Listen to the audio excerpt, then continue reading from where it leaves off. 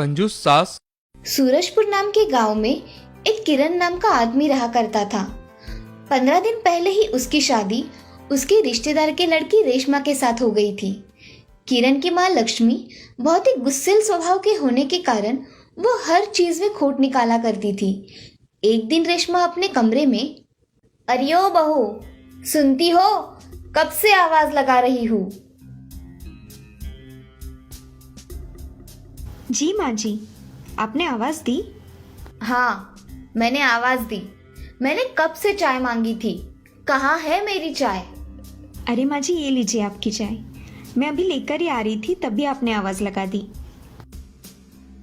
लक्ष्मी को कभी भी कोई भी चीज अच्छी दिखाई नहीं देती थी, इसीलिए वो रेशमा से, अरे ये चाय तो बहुत ठंडी है, देखो तो जरा। ऐसा कहकर लक्ष्मी उसकी बहू की उंगली चाय में डुबा देती है। तभी रेशमा जोर से चिल्लाती है, हाय रे, मैं तो मर गई। कितनी गर्म है ये चाय। आपने ऐसा क्यों कहा कि चाय ठंडी है? अगली बार सास का कहा पहले मानोगी, और मैंने कहे किसी भी काम में देर नहीं होनी चाहिए, ये ध्यान में रखना। रेशमा वही खड़ी रहकर उसकी बातें सुन रही थी और रो रही थी। ठीक है माँ जी, अगली बार ऐसा नहीं होगा। ऐसा कहकर रेशमा वहां से चली जाती है, अपने काम करने में व्यस्त हो जाती है। तभी उसका पति किरण वहां आता है। अरे रेशमा, जल्दी मुझे नाश्ता दो, मुझे ऑफिस के लिए देर हो रही है। हाँ, हुआ ही है, मैं अब भी लाई। आप जरा बैठिए।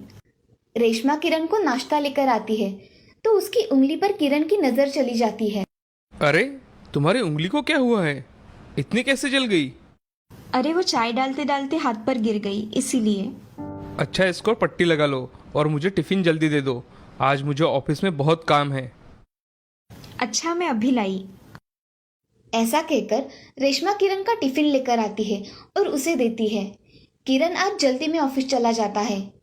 आज रेशमा को घर का काम करके बाजार से सब्जी भी लानी थी और थोड़ा किराने का सामान भी लाना था, इसीलिए वो घर के काम जल्दी जल्दी में कर रही थी। तभी उसकी सास उसको आवाज लगाती है। आई माँ जी।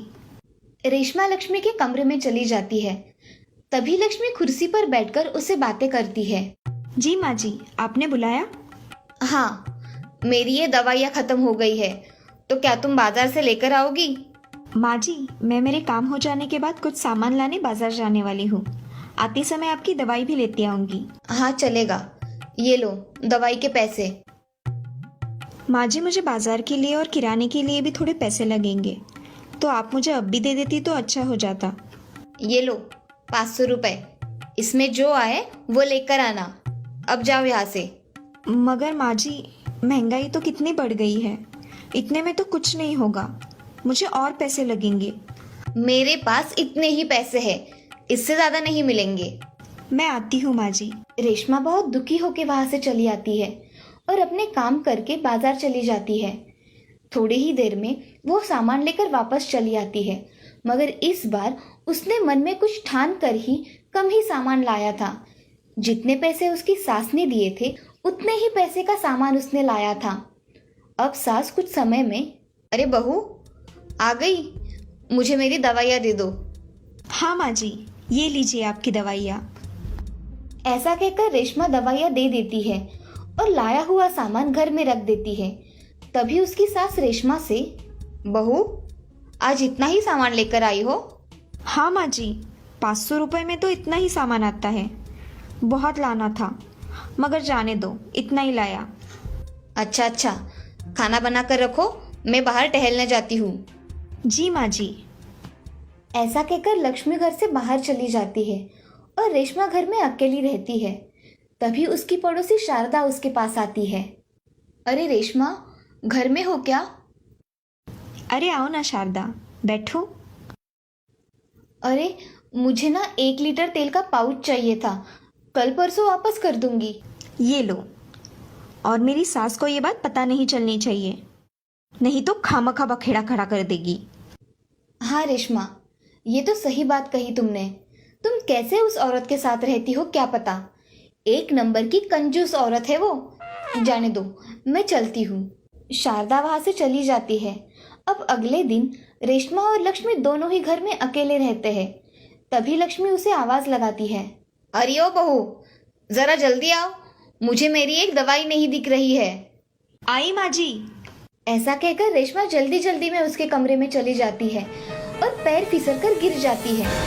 जोर से कुछ आवाज आने की वजह से उसकी सास देखती है तो रेशमा जोर से चिल्लाते हुए जमीन पर पड़ी हुई दिखाई देती है। माँ जी मेरी कमर, बहुत दर्द हो रहा है। अरे ओ रेशमा की बच्ची, जरा संभल कर नहीं चल सकती? भागते हुए आई हो लगता है। माँ जी मेरी कमर में बहुत दर्द हो रहा है, मुझे उठाइए ना। आजा, उठ जा, कुछ नहीं हुआ है। माँ जी मुझे खड़ा रहते नहीं आ रहा है, आप डॉक्टर को बुलाइए ना। इसकी कोई जरूरत नहीं है, कुछ नहीं हुआ है। चलो उठो और बेड पर सो जाओ, उठो। ऐसा कहकर लक्ष्मी उसे आधार देकर बेड पर सुला देती है। ये लगा लो, आराम पड़ जाएगा तुम्हें। लक्ष्मी वहां से चली जाती है और तभी थोड़े ही देर में उसका बेटा घर आ जाता है। अरे रेशमा, कहाँ हो रेशमा? अरे वो आज कमरे में गिर गई तो आराम कर रही है। ऐसे कैसे गिर गई और मुझे पता भी नहीं? मुझे एक फोन तो कर दिया होता माँ। अरे इतना कुछ नहीं लगा है, तुम परेशान मत हो। किरण जल्दी जल्दी में कमरे में चला जाता है।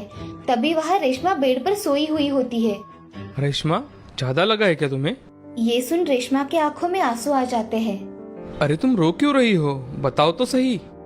अजी मुझे उठने भी नहीं हो रहा है। मैंने माँ जी से कहा कि डॉक्टर को बुलाए तो माँ जी ने मुझे बाम दे दी। मुझे बहुत दर्द हो रहा है। मैं अभी डॉक्टर के पास लेके चलता हूँ तुम्हें, चलो। किरण रेशमा को लेकर डॉक्टर के पास चला जाता है और वहाँ उसे डॉक्टर को दिखाकर उसकी दवाइयाँ लेकर घर चला आता है। तभी किरण अपनी माँ से, माँ, तुम्हें पता है आज रेशमा की कमर में मोच आ गई और अब डॉक्टर ने 8 दिन आराम करने के लिए बताया है। इसकी कोई जरूरत नहीं थी बेटा। माँ, हमेशा हर चीज में कंजूसी अच्छी नहीं होती। उसकी जान को भी खतरा था। वह अस्पताल में जाते जाते ही बेहोश हो गई थी। हमेशा पैसों को ही अहमियत नहीं देते माँ, इंसानों की भी कदर किया करो। मुझे सब पता है इस घर में क्या होता है और क्या नहीं, मगर ये रेशमा कुछ बोलती नहीं, इसलिए तुम इसका फायदा उठाती हो, है ना? नहीं बेटे, ऐसा कुछ नहीं है। माँ झूठ तो मत बोलो, मुझे सब पता है। मुझसे बहुत बड़ी गलती हो गई, मुझे माफ कर दो किरण, मुझे माफ कर दो बहू। नहीं माँ जी, आप माफी मत मांगिए। जो हुआ सो हुआ, अब हम आगे खुशी खुशी रहेंगे। हाँ मेरी बहू। ऐसा कहकर रेशमा और सास गले लग जाते हैं और गले लगकर रोने लगते हैं। अब वो तीनों खुशी खुशी अपना जीवन व्यतीत करते हैं। इस कहानी से हमें ये सीख मिलती है कि हमेशा अच्छे कर्म करना चाहिए। अच्छे कर्मों का फल हमेशा अच्छा ही होता है। वो कहते हैं ना, कर भला तो हो भला।